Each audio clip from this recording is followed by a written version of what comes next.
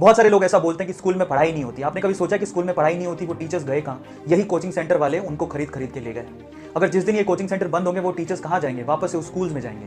आज से 20-25 साल पहले ये कोचिंग इंस्टीट्यूट नहीं थे बच्चों। गवर्नमेंट स्कूल में जो टीचर थे वो बहुत ज्यादा एजुकेटेड माने जाते थे और लोग उनसे पढ़ने जाया करते थे। धीरे धीरे ये कोचिंग कल्चर चलते गया। गवर्नमेंट के जो टीचर थे, और आज भी गवर्नमेंट के एम्प्लॉय बहुत सारे अपनी गवर्नमेंट की जॉब छोड़ छोड़ के इन कोचिंग सेंटर्स में पढ़ा रहे हैं और बड़ा बड़ा पैकेज छाप रहे हैं। सबको मालूम है इस बात का।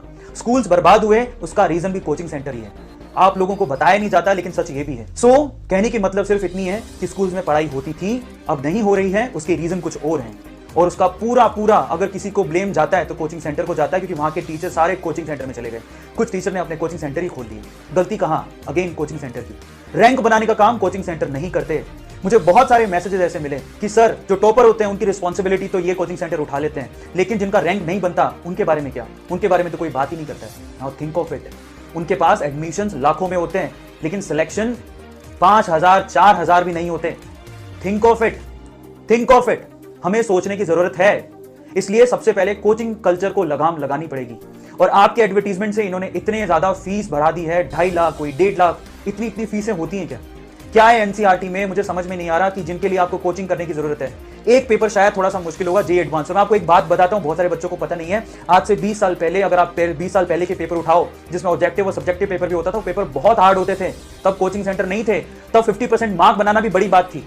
आज पेपर इतने आसान हो गए हैं कि लोग full out of full mark भी लाते हैं। शायद पिछले साल की बात है, 360 में से किसी बच्चे के 360 नंबर भी आए थे।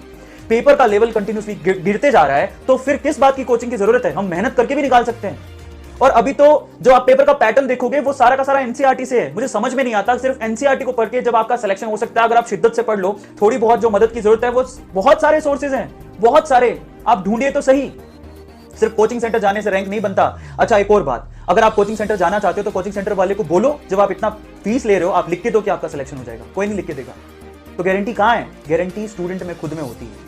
स्टूडेंट में खुद में। अगर वो डिसिप्लिन्ड है तो उसका सिलेक्शन हो जाएगा, डिसिप्लिन नहीं है तो उसको आप कहीं भी डाल दो, उसका सिलेक्शन नहीं होगा। जो अगर आप सोचते हैं कि ऑल इंडिया रैंक 1 ये कोचिंग इंस्टीट्यूट ही बनाते हैं, तो बहुत सारे टॉपर ऐसे हैं जो अपनी रैंक बेच देते हैं। मैं उन पेरेंट्स से कहना चाहता हूं जिनके बच्चों ने अपनी रैंक बेची। आज वो रैंक बेच रहा है, कल को आपको बेचेगा, परसों अपने देश को बेच लेगा। संभालिए, जरूरी है, संभालिए। हमें सोचना पड़ेगा।